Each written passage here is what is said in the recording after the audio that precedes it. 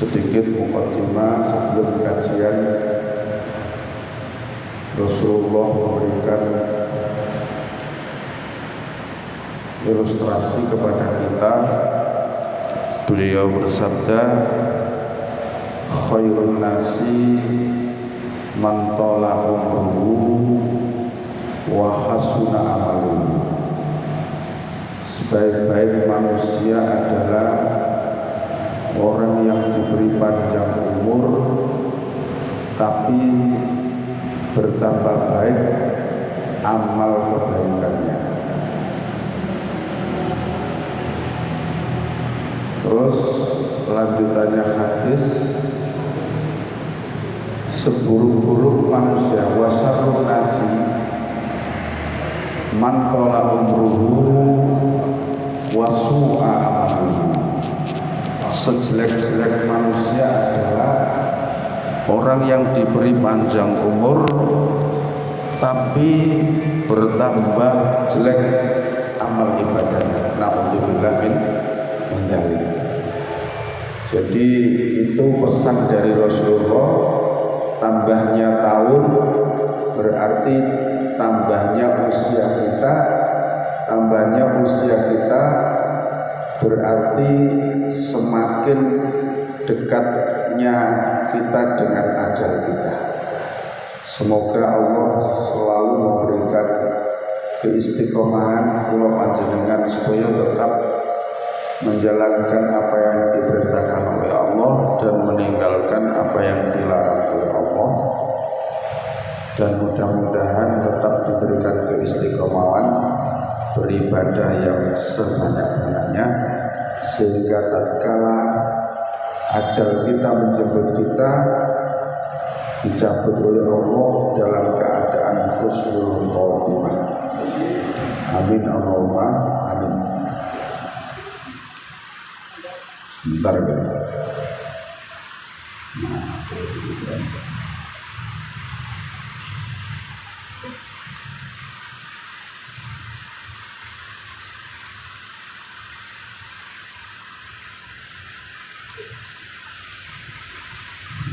Para jamaah sekalian,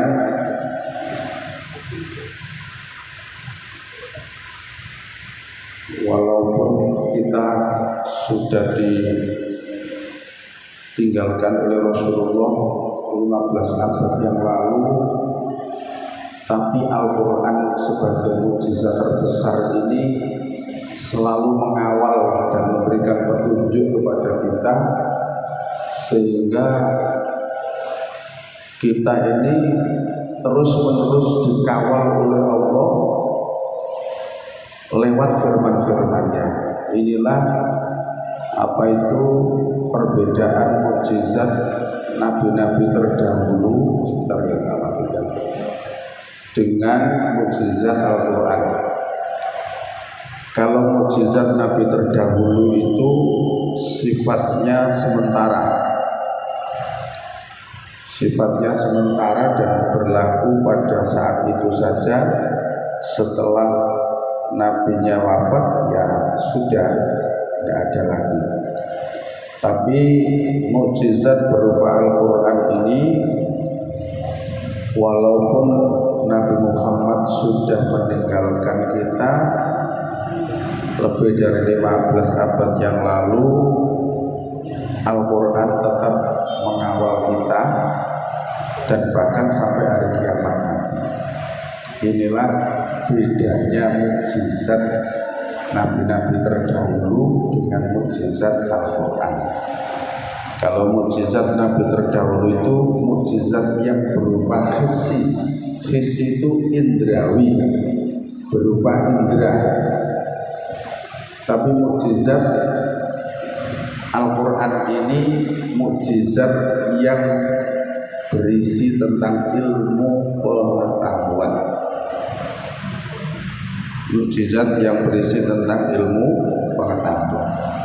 Sehingga dengan ilmu pengetahuan ini, walaupun Nabi Muhammad ini sudah meninggalkan kita, tetap masih eksis. Itu gitu, masih eksis. Nah, itulah kelebihan dari mukjizat yang berupa Al-Quran, di mana orang-orang kafir Quraisy sama membandingkan mukjizat nabi-nabi terdahulu dengan mukjizat Al-Quran, sehingga mereka itu seringkali itu menanyakan dan menyaksikan kenabian Muhammad, kalau kamu itu nabi, mengapa tidak seperti nabi-nabi terdahulu? Begitu ya. Kalau nabi-nabi terdahulu itu diberikan mukjizat oleh Allah, langsung bisa dilihat, seperti Nabi Musa, tongkat bisa menjadi ular, tongkat bisa membelah laut, tongkat bisa memancar 12 mata air. Nabi Ibrahim dibakar tidak hangus. Kemudian Nabi Isa bisa menyembuhkan segala macam penyakit dan juga bisa menghidupkan orang yang sudah mati bertahun-tahun. Kalau kamu nabi, mana mukjizatmu? Nabi Muhammad jawab, mukjizatku ya Al-Quran.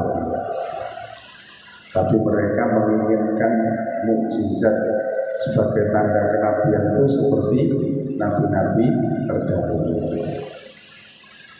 Ya, seperti nabi-nabi terdahulu.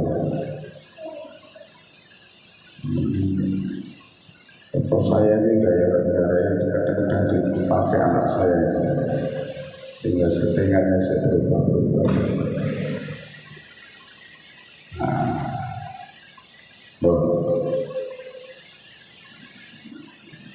Seulang.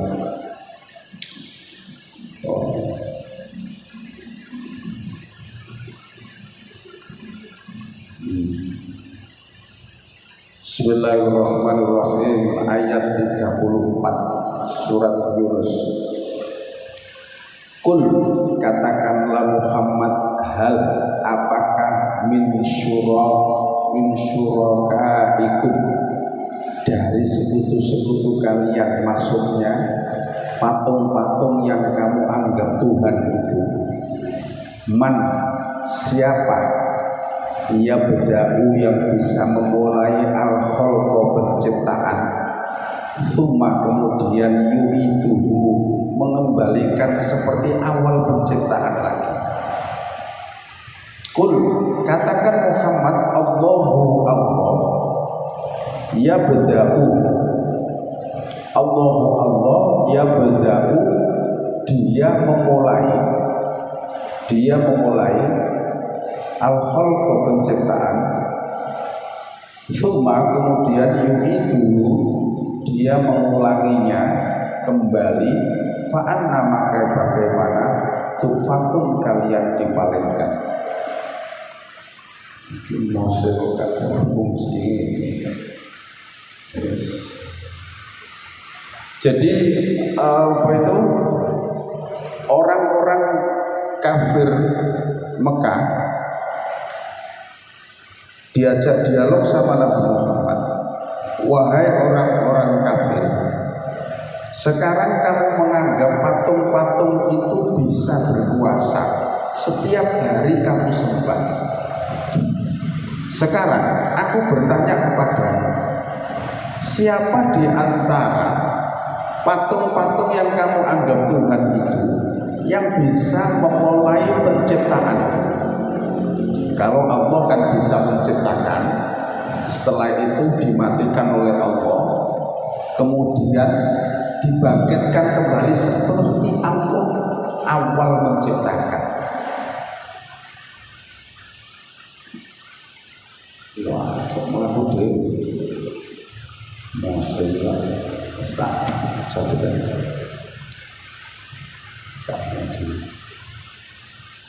Ya. Jadi kalau Tuhanku itu Tuhan yang bisa menciptakan, setelah itu mematikan, setelah dimatikan diciptakan ulang kembali sebagaimana penciptaan awal.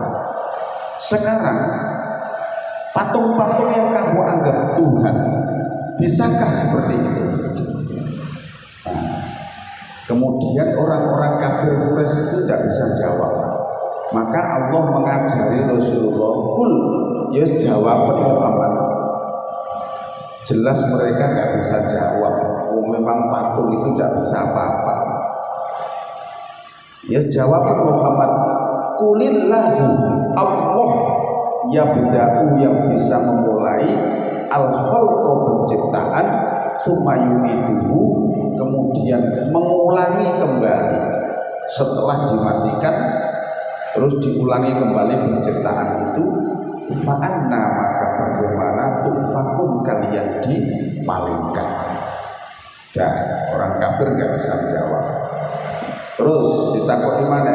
Kul, katakan Muhammad, takonono, hal min syurakaikum, apakah dari sekutu-sekutu kalian, itu maksudnya patung-patung yang kamu anggap Tuhan itu, man siapa yang yahdi dia bisa memberikan petunjuk ilal haqqi kepada kebenaran. Siapa di antara patung-patung yang kamu sembah yang bisa memberikan petunjuk kepada kebenaran? Gak bisa jawab. Wah, memang patung itu gak bisa ngomong, dijali petunjuk nanti. Jawab Muhammad, "Qulillahu yahdi lil haqqi." Maka hanya Allah lah yang bisa memberikan petunjuk kepada kebenaran. Ya, hanya Allah yang bisa memberikan petunjuk kepada kebenaran.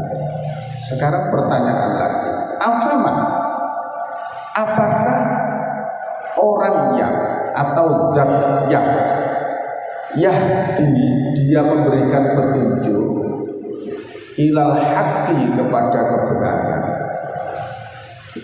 ahakku itu lebih berhak ayyut taba'a untuk diikuti, aman atau siapa yang layahidi tidak bisa memberikan petunjuk illa ayyuhda, bahkan dia diberi petunjuk. Saiki nek pangeranmu itu gak iso ngekei petunjuk kepada kebenaran. Pertanyaan yang berikutnya, ya, siapa di antara Tuhan yang lebih berhak untuk diikuti petunjuknya? Nah, berarti kan yang lebih bisa diikuti petunjuknya kan Tuhan yang bisa memberikan petunjuk kepada kebenaran, bukan patung-patung yang tidak bisa memberikan petunjuk. Bahkan patung-patung itu diberi petunjuk. Itu famalakum, maka mengapa kalian kaifa bagaimana tahkumuna kalian mengambil ketetapan hukum untuk tetap menyembah kepada Tuhan-Tuhan atau berhala-berhala yang kamu anggap Tuhan. Jelas dia tidak bisa menciptakan, jelas dia tidak bisa memberikan petunjuk kepada kebenaran. Lalu mengapa masih kamu tetapkan sebagai Tuhan? Kamu tetapkan sebagai Tuhan. Nah, itu argumentasi Al-Quran untuk mematahkan akidah mereka yang keliru, yang hanya mengikuti warisan daripada nenek moyang mereka. Ya. Jadi kalau dalil secara ilmiah, secara logika normal, mereka sudah kalah. Mereka sudah tidak bisa berargumentasi. Dipatahkan dengan dalil-dalil Al-Quran ini, dalil nakli Al-Quran tentang ketuhanan. Akan tetapi mereka itu tetap mengikuti bahwa ini adalah agama nenek moyang kita, harus kita pertahankan. Wis mek ikut tok. Bener gak bener ya wis iki warisan teko nenek moyang. Nah, ini salahnya mereka. Ya. Jadi itu argumentasi Al-Quran untuk mengalahkan hujah-hujah mereka. Terus berikutnya, wa ma yattabi'u, dan tidaklah mengikuti aktsaruhum, kebanyakan mereka yang menyembah berhala, illa dzannan, kecuali mengikuti prasangka-prasangka. Jadi bukan atas keyakinan, dia menyembah berhala-berhala itu bukan atas keyakinan, tapi illa dzannan, didasarkan atas prasangka-prasangka. Loh, akidah kok berdasarkan prasangka? Ya gak bisa. Akidah itu harus keyakinan yang mendalam, yang diyakini.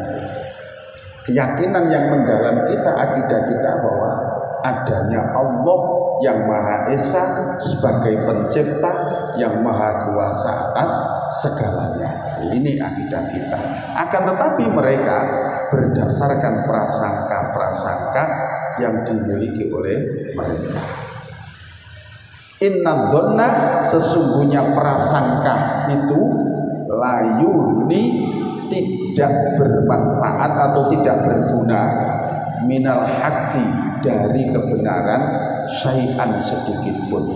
Jadi prasangka itu tidak bisa atau tidak berguna untuk membuktikan suatu kebenaran sedikit pun dari Allah. Innallaha, sesungguhnya Allah, alimun, zat yang maha mengetahui, bima, dengan apa yang yaf'alun, mereka kerjakan.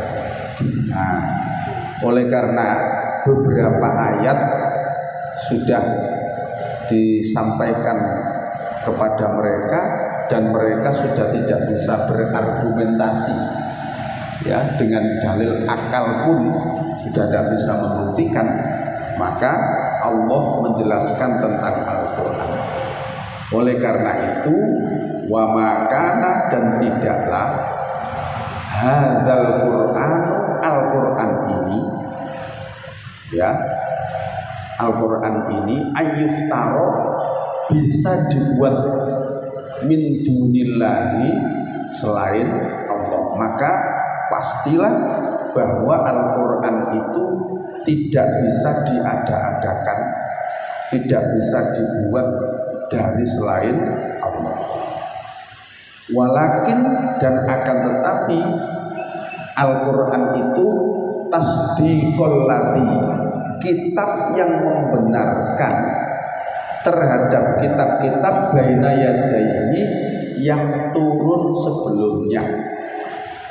Wa tafsilal kitabi, dan Al-Quran itu sebagai penjelas atau menjelaskan secara rinci isi kitab-kitab yang terdahulu.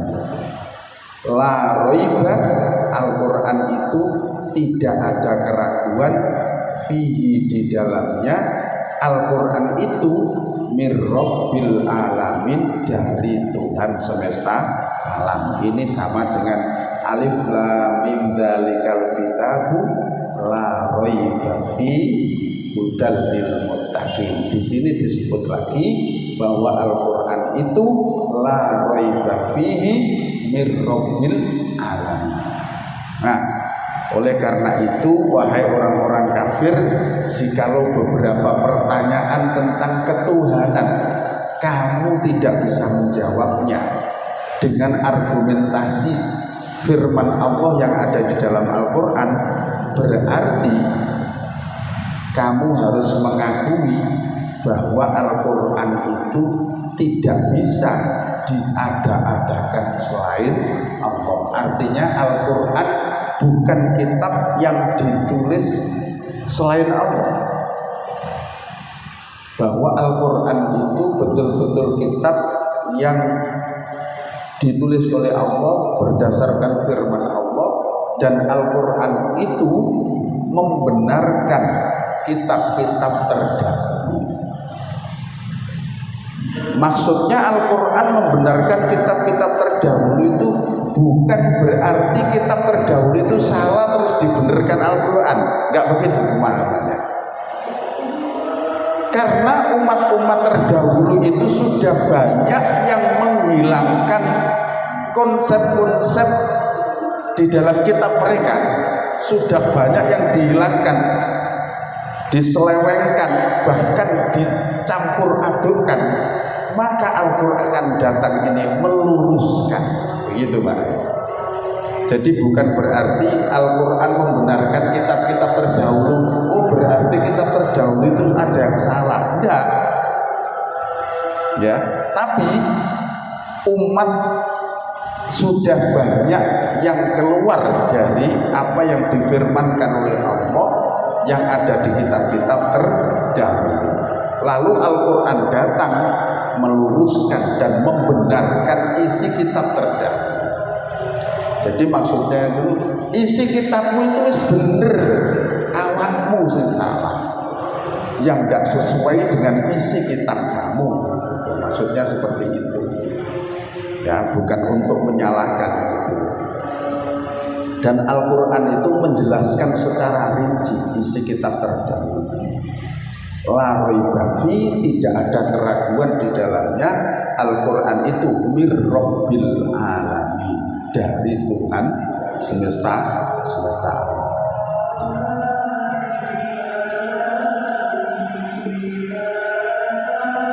Yes. Kalau sudah begitu, am yakuluna, apakah mereka orang-orang kafir masih mengatakan iftarahu, bahwa Muhammad itulah yang mengada-adakan Al-Quran, bahwa Muhammad itulah yang membuat-buat Al-Quran itu? Apa masih begitu? Baik, kalau mereka masih menyangka Muhammad bahwa Al-Quran itu buatan kamu, kul, katakan Muhammad, faktu, datangkanlah bisuratin, dengan satu surat, mithlihi, yang semisal Al-Quran, wad'u, dan ajaklah,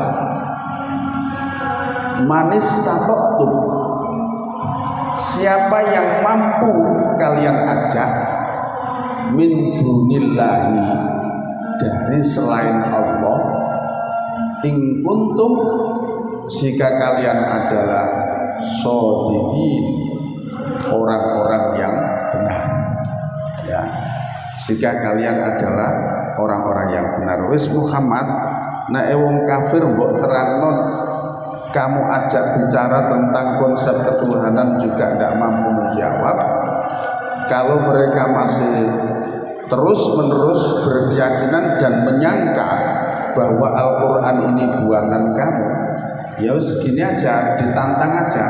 Kul faktu bisurah, wis gawe no sak surat ya wis, sing padha karo Al-Quran.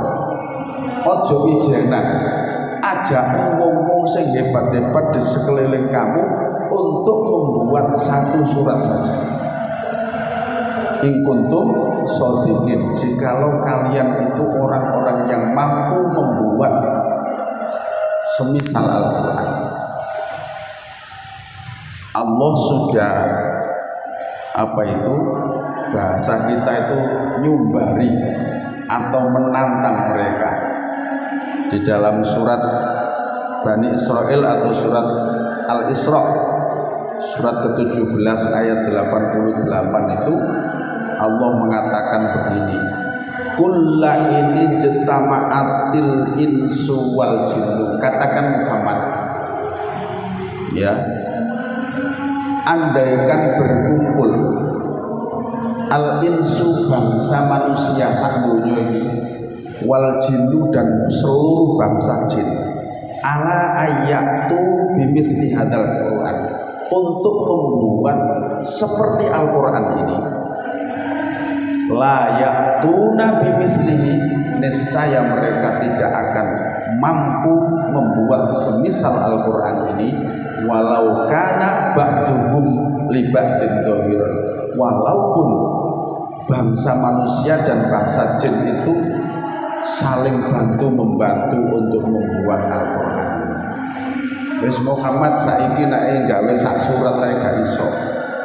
saiki kongkon kumpul menungso mulai pertama Nabi Adam sampai menungso terakhir, bangsa jin pertama sampai bangsa jin terakhir, kabeh kongkon kumpul dari situ untuk membuat seperti Al-Quran ini, niscaya mereka tidak akan mampu membuat. Jadi Al-Quran ini sudah ditantangkan oleh Allah sejak dulu. Bahkan di dalam surat Al-Baqarah juga ada ayat ke-23 kalau tidak salah.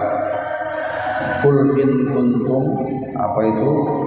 Wa in kuntum fi raibin mimma nazzalna ala abdina fa'tu bi suratin min mithlihi in kuntum shadiqin. Kalau kalian masih ragu terhadap Al-Quran yang aku turunkan kepada Nabi Muhammad, maka buatkan satu surat saja yang semisal Al-Quran jikalau kamu mampu. Jadi sejak zaman Nabi Muhammad sudah ditantangkan oleh para ahli sastra jahiliyah ini, Pak. Ya, sudah berkali-kali Allah menantang mereka untuk membuat satu surat saja. Ternyata tidak mampu. Inilah Al-Quran yang dikatakan tadi la raiba fihi, yang tidak ada keraguan di dalamnya. Ini Al-Quran. Bal kadzabu, bahkan mereka mendustakan bima, dengan apa yang lam yuhitu, yang mereka tidak mampu menjangkau